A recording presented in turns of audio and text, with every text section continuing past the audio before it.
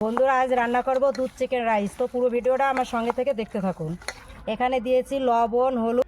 এবার চানাচুর বাটা নিয়েছি, এই চানাচুর দিয়ে দেবো। এই চানাচুর বাটাটা অবশ্যই দিতে হবে এই চিকেনে। এবার দিয়ে দেবো আগে থেকে বেটে রেখেছিলাম গরম মশলা, দিয়ে দেবো। এবার দিয়ে দেবো সর্ষের তেল।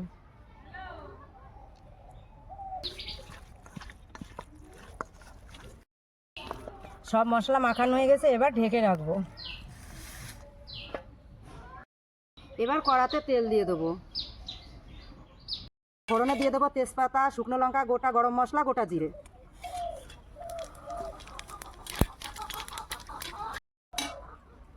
কুচিয়ে রাখা পেঁয়াজ,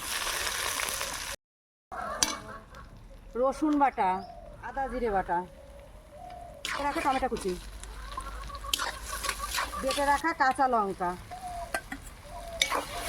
মশলা কষানো হয়ে গেছে, এবার মশলা মাখানোর চিকেনটা দিয়ে দেবো। ঢেকে দেবো। এবার ঢাকনা তুলে নেব। চিকেন কষানো হয়ে গেছে, এবার নামিয়ে নেব।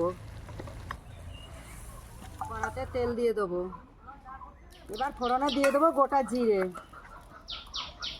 আগে থেকে গ্রেট করে রেখেছি আলু দিয়ে দেবো।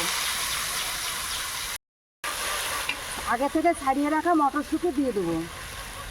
ক্যাপসিকাম কুচি দিয়ে দেবো। দিয়ে দেবো রসুন কুচি, দিয়ে দেবো টমেটো কুচি, চেরা কাঁচা লঙ্কা দিয়ে দেবো। স্বাদ মতো লবণ, পরিমাণ মতন হলুদ গুঁড়ো, ধনের গুঁড়ো, জিরের গুঁড়ি, শুকনো লঙ্কার গুঁড়ি থেকে ভাত করে রেখেছিলাম, এবার দিয়ে দেবো। এবার চিকেন কষাটা দিয়ে দেবো। এবার ওপর থেকে দুধ ছড়িয়ে দেবো।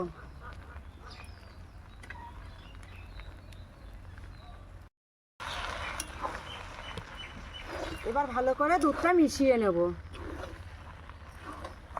সবশেষে গোলমরিচের গুঁড়ো দিয়ে নামিয়ে দেবো।